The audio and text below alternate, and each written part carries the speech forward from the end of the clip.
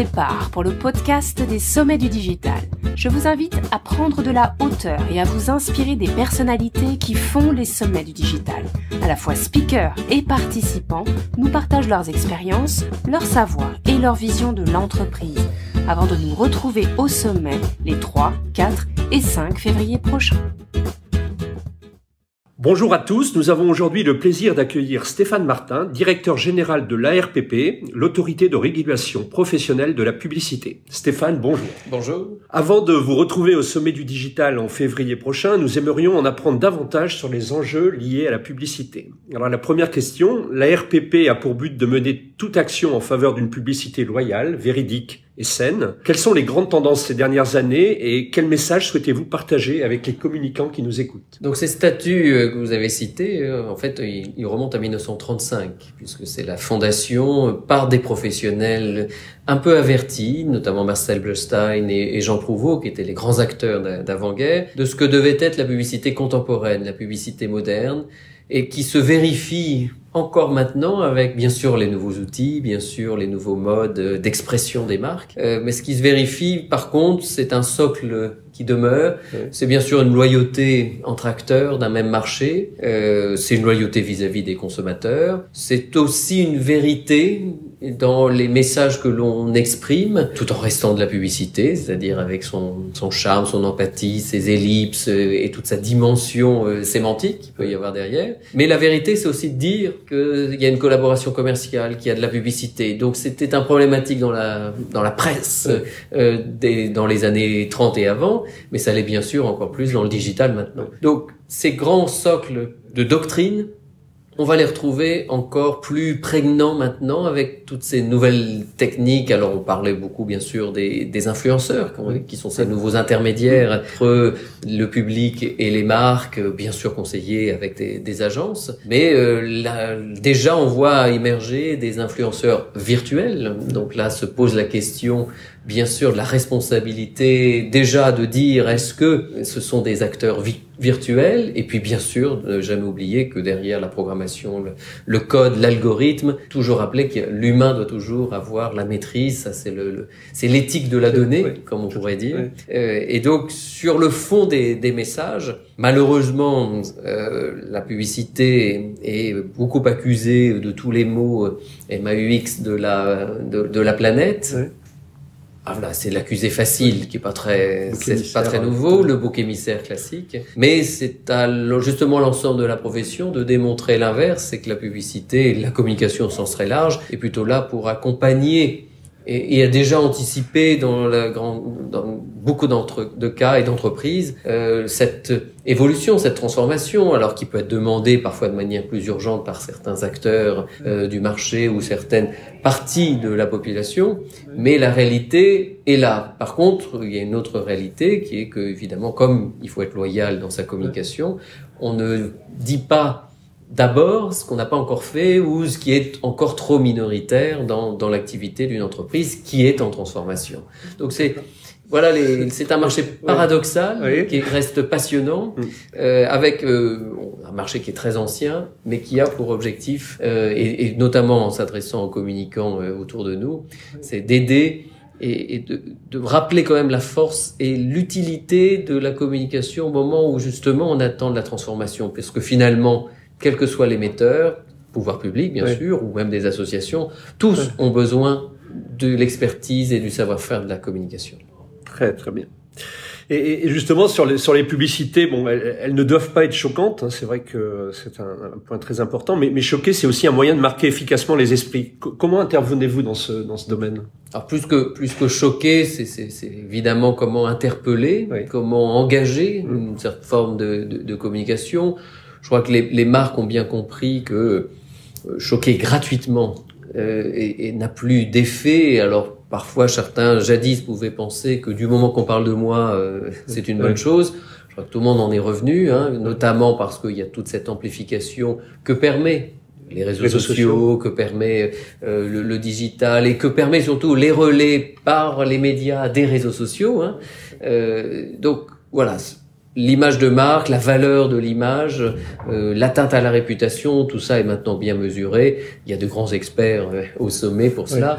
Donc voilà, je crois que l'objectif n'est absolument plus cela. Il peut en rester, c'est très maladroit. Même des associations qui voulaient, pour pouvoir émerger, choquer pour choquer, elles-mêmes y reviennent parce que ce n'est pas efficace, tout simplement. Ce qui doit être efficace, c'est qu'évidemment, il faut que ça parle, il faut que ça soit créatif, il faut que ça interpelle, il faut que ça bouge un peu les lignes.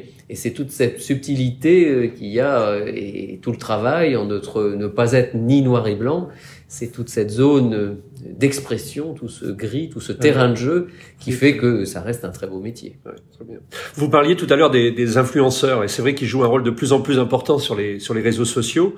Certains ont même des contrats de partenariat commerciaux avec des marques. Quelle est votre action sur ces sujets ? La première des actions, c'est justement rappeler cette vérité historique qui est qu'il faut que la collaboration commerciale soit explicite. Je crois que c'est la première des loyautés que l'on doit vis-à-vis des citoyens consommateurs et donc forcément des communautés de ces influenceurs. Une fois que, et d'autant plus qu'il n'y a rien à cacher, on n'a pas de honte à dire qu'il y a une collaboration commerciale. A fortiori, si il faut faire de nouveau comprendre que tous ces contenus auxquels on accède de manière gratuite, il faut bien qu'il y ait un business model quelque part. Et on peut pas exiger quand on est fan, par exemple, d'un influenceur qu'on veut suivre particulièrement, on va pas exiger de lui que il ait une vie remplie et qu'il doive finalement me parler tous les jours. Mais il fait comment pour vivre? Donc après, il y a une cohérence, bien sûr, c'est un choix. Et c'est toute la maturité de ce marché de l'influence, c'est que, voilà, c'est normal, en 4-5 ans, ou même un peu plus, si on remonte aux blogueurs, tout le monde a essayé, il y a eu des erreurs, les règles existent, elles sont claires, c'est justement mentionner cette collaboration commerciale, bien sûr, c'est d'être honnête, in fine, quand on est un influenceur, c'est d'être honnête vis-à-vis de sa communauté, et ceux qui réussissent, justement, ce sont là, c'est ceux qui ont réussi à imposer l'idée que, pour vivre, ils n'allaient pas faire de la collaboration commerciale en permanence et a fortiori pour des produits qui ne leur correspondent pas, mais ils vont le faire, par exemple 3 fois, 4 fois par mois et des choses comme ça. Et finalement, ils se rendent compte qu'ils ont peut-être perdu un peu d'audience, mais ce qui reste, c'est une audience plus qualitative. Mais ça se vérifie d'ailleurs dans la chasse que font les plateformes contre ces faux comptes, ces faux likes, voilà, je pense qu'on est dans une maturation normale du marché qui va éliminer ceux qui n'ont finalement rien à faire ou qui n'étaient que des amateurs éclairés et qui n'ont pas envie d'en faire un métier, ce qu'on peut aussi comprendre parce que c'est aussi une pression très forte de s'exposer en permanence et d'autres ils l'ont fait quand ils étaient on va dire jeunes ados ou sortant d'un jeune adulte et puis ils passent à autre chose. Leur voie ailleurs. Y a-t-il certaines réglementations concernant la publicité qui vous semblent biaisées ou pour le dire autrement des réglementations dont les effets pourraient induire en erreur les consommateurs? Paradoxalement, nous à l'ARP, la profession, on fait du droit souple. Mais quand on s'appuie sur le droit dur, on va dire la législation, la réglementation, qui part toujours d'un bon sentiment, mais sa mise en pratique est justement celle qui ne répond plus à l'objectif assigné, qui est la bonne information du consommateur au bon moment. C'est typiquement l'enjeu de cette accumulation de normes qui se traduit concrètement, nous tous qui voyons la publicité, qui se traduit par un excès de mentions, par exemple. Alors, bien sûr, c'est très fort à l'audio, mais c'est aussi, on le voit, en bas des affiches, sur les spots publicitaires, etc. Cet excès de mentions est typiquement la fausse bonne idée ou le contre-intuitif ou à un moment ou un autre dans un texte de loi, une discussion, un amendement, un cabinet ministériel, on va écrire un texte pour dire là voilà, moi j'ai tout mis, j'ai donc protégé le consommateur. On a juste oublié que d'autres l'avaient peut-être fait avant et c'est cette accumulation qui pose problème. D'accord. Sinon, quelles ont été les grandes tendances de la création publicitaire en 2019 et comment anticipez-vous celle de 2020? Les grandes tendances, c'est de communiquer sur les engagements réels des entreprises, en RSE de manière très très globale. Donc bien sûr pas que l'environnement, il faut jamais oublier les autres dimensions de la RSE. Donc tous les engagements sur une juste représentation de l'égalité femmes-hommes, par exemple, probablement déjà un premier pas sur des engagements sur une meilleure représentation de la diversité de la population, notamment diversité d'origine, des orientations sexuelles, etc. Probablement que là, on n'est pas encore tout à fait bon sur tout ce qui est peut-être une meilleure représentation des handicaps, en tout cas des handicaps visibles, voire y compris on voit monter cela des différences d'âge. Alors bien sûr il y a des mouvements qui commencent à interpeller la profession sur ce qu'ils appellent l'agisme. Il y a le jeunisme d'un côté, mais il y a aussi l'agisme de l'autre. Enfin, l'idée n'est pas évidemment de répondre à chacune des attentes de chaque communauté, mais d'être plus juste dans la représentation, et ça se vérifie. On le voit par exemple dans des engagements pris sur la représentation du genre dans le jouet, par exemple, que ce soit les catalogues et autres. Donc il y a des pistes de progrès, hein, mais donc au global, les vraies tendances, c'est bien sûr d'alléguer des réalités objectives et opérationnelles en termes de développement durable. Si je suis un peu caricatural, mais et notamment tout ce qui est environnement, les engagements écologiques ou de transition ou de transformation des modèles. Donc ça va demeurer, et ça ne peut que se renforcer in fine. Pourquoi? Parce que les entreprises n'ont pas attendu 2019 ou n'ont même pas attendu Greta Thunberg pour bouger. Elle l'avait fait déjà depuis longtemps. On rappelle quand même que le Grenelle de l'environnement, c'est quand même 2007, donc il y a déjà 12 ans. Et donc, il y a déjà des évolutions. Simplement, quand les processus industriels sont plus lents, évidemment, ça prend du temps à se mettre en place. Et c'est une bonne chose que les entreprises ne communiquent qu'une fois que c'est en place. Donc ça, on y veille et elles y veillent. Et les autres tendances, je pense, ça sera beaucoup plus sur une représentation équilibrée et avec peut-être beaucoup plus de bienveillance dans la communication. Probablement, je pense qu'on n'est plus du tout à cette époque d'un rire critique ou des choses comme ça. Je crois que la population est suffisamment tendue et les marques l'ont bien comprise, d'autant plus que on demande beaucoup de choses aux marques, puisque malheureusement il y a un tel discrédit aux autres on va dire relais qu'il pouvait y avoir, que les entreprises deviennent souvent un îlot auquel on peut quand même faire un peu plus confiance. Et donc c'est quand même les communicants, la communication qui part bien sûr des dirigeants, mais à tous les échelons. N'oublions jamais que l'interne est une force de communication extrêmement forte dans les deux sens d'ailleurs. Et je voudrais terminer par 3 questions que l'on pose à l'ensemble des intervenants sur ce podcast. Parmi l'ensemble des transformations que les entreprises sont en train de mener ou vont devoir mener prochainement, pouvez-vous en citer une qui vous semble particulièrement pertinente? Pertinente et à prioriser, c'est évident. Pour la transformation, la plus importante, elle est sur tout part quand même des modèles économiques. Je crois que bien sûr on est dans la communication, à l'ARP on va s'occuper de la publicité, donc on est que sur et sur le contenu des messages, donc on est que sur un bout. Tout doit quand même bien partir de la transformation, et cette transformation d'un mieux consommer, et c'est tout le combat à avoir, non pas déconsommer, mais à consommer différemment, mieux, etc. En étant vigilant sur cette notion de déconsommation que certains voudraient voir, faut être clair, arriver. Donc, ce qui est évidemment pas notre modèle économique ou même ce que défend la profession au sein de l'ARP.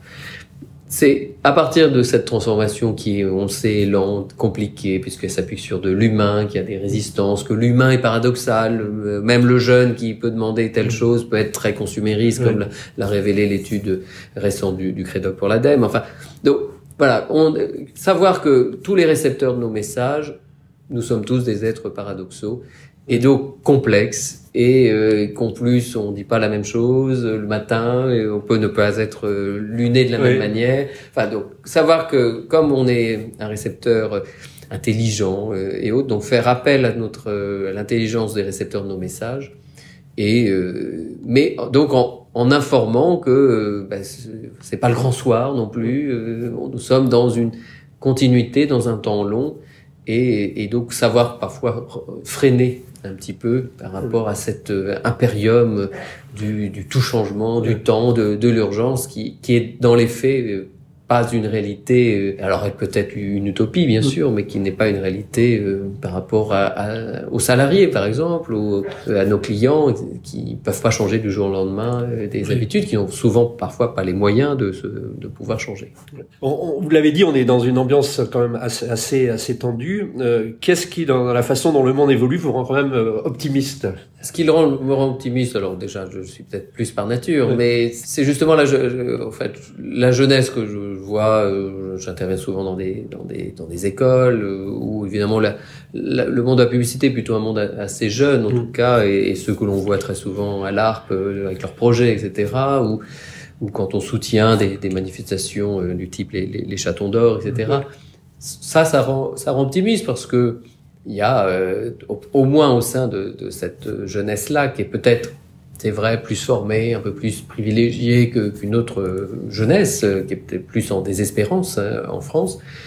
Il y a des idées et autres. Il faut juste, comme toujours, leur laisser la place, mais aussi parfois leur expliquer qu'il y a des raisons pourquoi ce n'est pas faisable ou pas faisable maintenant. Donc d'avoir ce dialogue. Et donc ce qui est optimiste, c'est que si on est un peu à l'écoute et non pas un peu borné sur des dogmes, etc., ça devrait bien se passer parce que malgré tout, nous avons quand même beaucoup de chance de vivre en Europe, et même en France, mais surtout d'être en Europe qui est quand même ce premier marché, cette première utopie même politique au monde où nous sommes 500 millions avec d'énormes différences et autres, et finalement on a cette liberté de circuler, liberté de s'exprimer que tant de continents peuvent nous envier.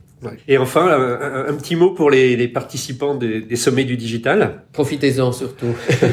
Profitez de ces instants. L'altitude est une très bonne chose. Et sans jeu de mots, évidemment, c'est vraiment un sommet où on peut prendre de la hauteur dans la réflexion, tout en faisant cela dans un cadre extrêmement plus que sympathique et agréable, et entouré de gens qui le sont tout autant. Donc cette prise de hauteur, sans jeu de mots, permet d'avoir de revenir recharger nos batteries pour une année qui sera comme toujours pas simple, mais finalement on a pris l'habitude. Très bien. En tout cas, merci beaucoup Stéphane pour cet échange, et à très vite au sommet. À très vite. Merci.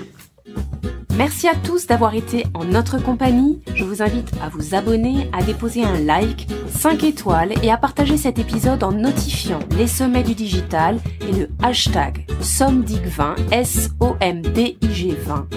On se dit à très vite pour un nouvel échange enrichissant, et bien sûr, on se donne rendez-vous au sommet du digital les 3, 4 et 5 février prochains. Rendez-vous sur le site de l'événement pour découvrir le programme et les speakers.